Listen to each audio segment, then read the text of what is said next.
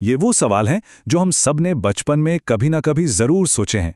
आखिर सूरज रोज शाम को जाता कहाँ है? दिन के बाद रात क्यों होती है? और ये मौसम, कभी गर्मी कभी सर्दी, ये क्यों बदलते हैं? तो चलिए आज हमारे अपने ग्रह के इन दिलचस्प रहस्यों को समझते हैं। चलिए शुरुआत करते हैं एक बहुत ही पुरानी पहेली से। एक ऐसी पहेली जिसने हजारों सालों तक हमारे पूर्वजों को परेशान किया, और हाँ, इसने कुछ बहुत मजेदार लेकिन बिल्कुल गलत जवाबों को भी जन्म दिया। जरा एक पल के लिए सोचिए, अगर हमें लगता कि ये पृथ्वी चपटी है, तो हम सूरज के रोज शाम को गायब होने के बारे में क्या सोचते? शायद यही कि वो समुद्र में डूब जाता है। उस समय के हिसाब से तो ये एक बिल्कुल लॉजिकल जवाब था। लेकिन असली कहानी, ओह, वो तो इससे कहीं ज्यादा दिलचस्प और हैरान करने वाली है। जैसे ही हमने अंतरिक्ष की ओर देखना शुरू किया, हमें इसके पीछे का असली मैकेनिज्म समझ आया।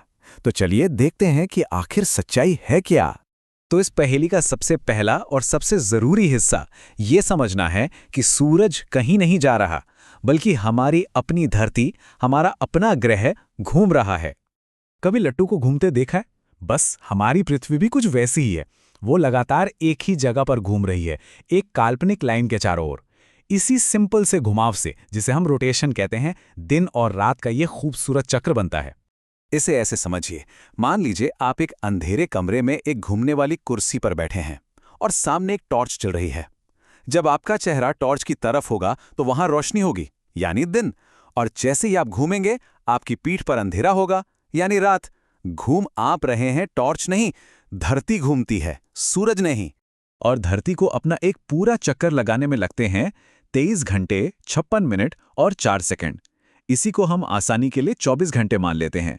और इसी वजह से जब हमारे यहाँ भारत में सुबह होती है, तो दुनिया के दूसरे कोने में, जैसे अमेरिका में, रात हो रही होती है। ठीक है, तो दिन और रात का मामला तो सुलझ गया। लेकिन गर्मियों और सर्दियों का क्या? इसे समझने के लिए कहानी में एक और दिलचस्प मोड़ आता है। अक्सर लोगों को लगता है, या एक बहुत बड़ी गलतफहमी ये है, कि गर्मियां इसलिए होती हैं क्योंकि पृथ्वी सूरज के करीब आ जाती है। लेकिन ऐसा बिल्कुल नहीं है। असल वजह दूरी नहीं, बल्कि हमारी पृथ्वी का अपनी धुरी पर थोड़ा सा झुका होना है। और ये है वो जादुई नंबर 23.5 डिग्री। यकीन मानिए, मौसमों का सारा खेल इसी एक छोटे से झुकाव में छिपा हुआ है। तो अब सोचिए, धरती थोड़ी झुकी हुई है और साथ ही सूरज का चक्कर भी लगा रही है।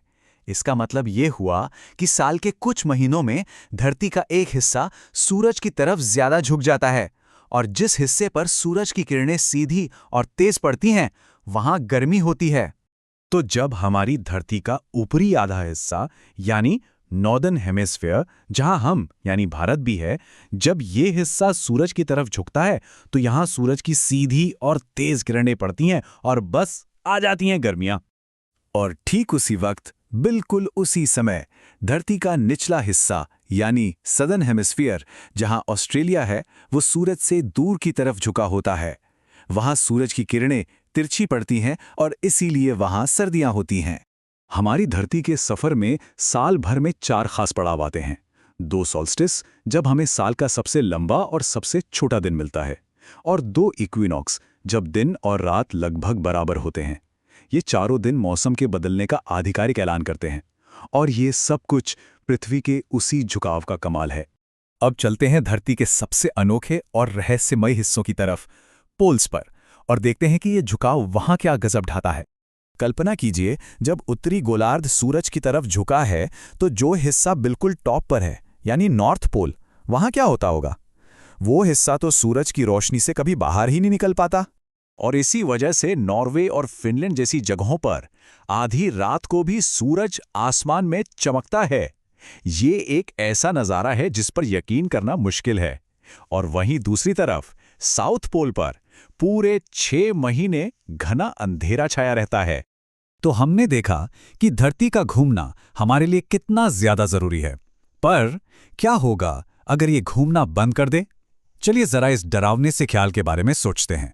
पता है, अगर एक बहुत तेज प्लेन में बैठकर लगभग 1670 किलोमीटर प्रति घंटे की रफ्तार से पश्चिम की ओर उड़ा जाए, तो सूरज हमेशा आसमान में एक ही जगह पर टिका हुआ दिखेगा।